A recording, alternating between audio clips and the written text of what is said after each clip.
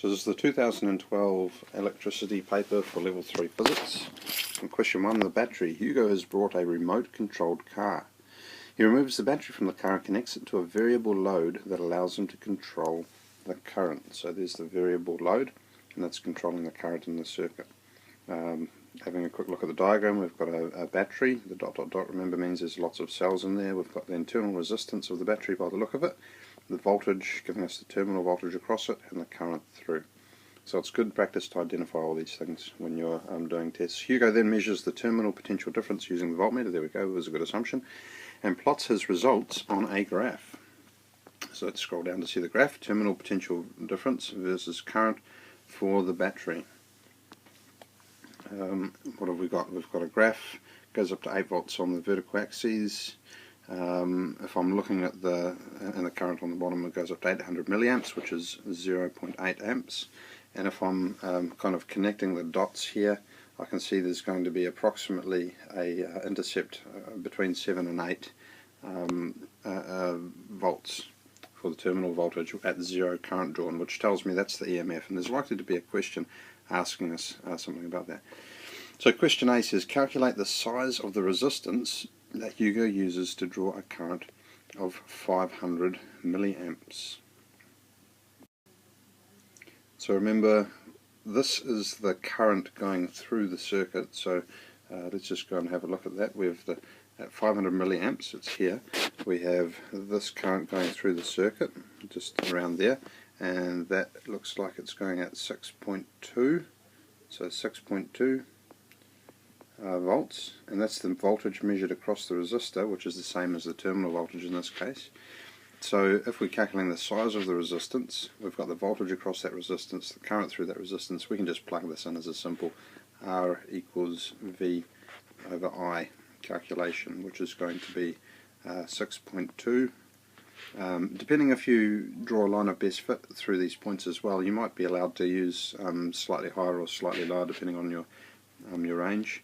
Over the current, which is 500 milliamps, 0.5 amps, 0.500 perhaps, to get the SF correct. I'm assuming there's 3 significant figures, but one would also be a reasonable assumption here. In fact, the resolution of the graph would allow us to go up to probably 2 significant figures. Yeah. So anyway, that answer gives us a voltage of about 12.4. Sorry, resistance of 12.4. There we go. Okay, moving on. Next question. I'm taking my time too much. I should go faster. Use the graph to estimate the EMF of the battery. Explain your answer. Okay, well, I said this before. I'll just quickly scroll down again. If we're going to plot a line of best fit, it's going to very roughly go through there. You should use a ruler if you have it, but I would say it's about 7.4 at 0 current drawn. So I'd draw that on the graph, and that would give the examiner evidence to see what I know. So I'd say it's about 7.4 volts, and then I would give a reason saying when 0 current is drawn. Okay, there's the explanation. So when 0 current is drawn, there is no V drop, voltage drop, across the R, small r for internal resistance. I'm not sure what symbol they've used. Let's double check up there. No, they haven't used a symbol, but small r stands for internal resistance. I'm doing it brief on here because I'm trying to. So small current, 0 current, so no voltage drop across internal resistance, which means that the total voltage read at that point with no current is equal to the EMF. Okay, so 7.4 volts. Yep, I was just double checking the answer to see if there's anything to add. Maybe I should pause for those to save you time. C, use the graph to calculate the internal resistance of the battery. Explain your answer. Okay, so if you remember, I'm going to go back up to the graph, because we may as well make this a proper teaching thing as well. If we get the equation of this line, and we put it in the form of y equals mx plus c, we can see our y is going to be v. We've got an intercept, which we worked out before was the EMF, so we'll call that E, and we're going to have a negative gradient because it's going downwards. X is the current, so let's just write that in, and then something else there, the gradient. So the gradient times by the current gives us the voltage. So that sounds a lot like Ohm's law, V equals I times R. So we're actually looking for an R value, and remember the internal resistance is the gradient for these graphs. And then let's write that in. And then this equation looks exactly like your equation for the terminal voltage. So usually you would see it as the EMF minus I times R. Just the different forms that you'll see the equation. In any case, we're looking for the gradient, so we need the rise over the run. We should use points that are not, well, that's interesting in the background, points that are not on the line. So I'm going to use this spread here, the largest spread I can to get the maximum accuracy. The rise is going to be 7.4 minus, looks like it goes through, say, 5.4. And again, you should do this more carefully using, and we'll do the run as well, rise over run. And you should do this more carefully. Oops, what am I doing? What am I doing? Oops, now I'm mixing it all up.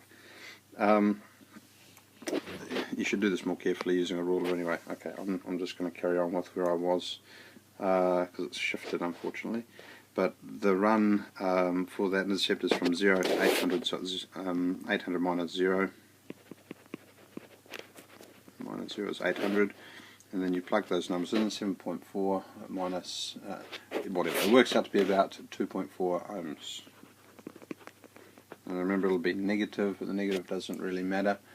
It's just an indication of the gradient, in this case decreasing. Well, not the gradient decreasing, but the voltage. Anyway, moving on, carrying on.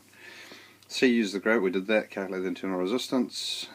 D, Hugo puts the battery in the car and plays with the car until it is running noticeably slower. I think, okay, oh yeah, that's right, it's a radio controlled car. He then removes the battery again and repeats the experiment, measuring the terminal potential difference and the current. Draw a line on the graph to show the relationship between the terminal potential difference and current from this used battery. Explain why you have placed the line where you have. Okay, let's just double check what we're looking at there. It's a new battery, so it's going to have new characteristics, including a new internal resistance. So we're probably looking at a different gradient.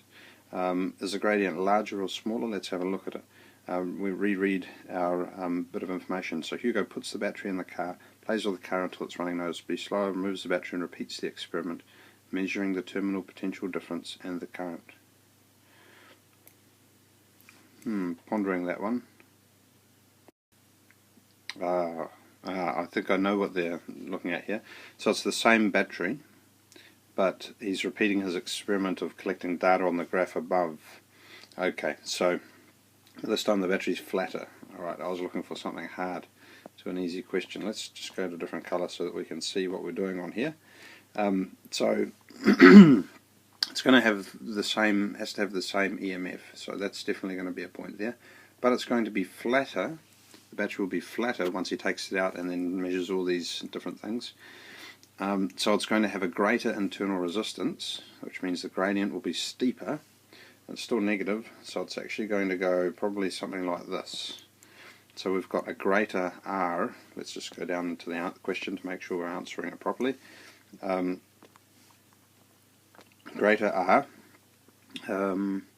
and that's explaining what we're doing. So R will be increased because battery is flatter, which means there's less terminal voltage for the same current, or same attempted current if you like, and this means that there's a greater voltage drop across the resistance, internal resistance. That's what I was getting at anyway. So anyway, that's question 1, and there you go.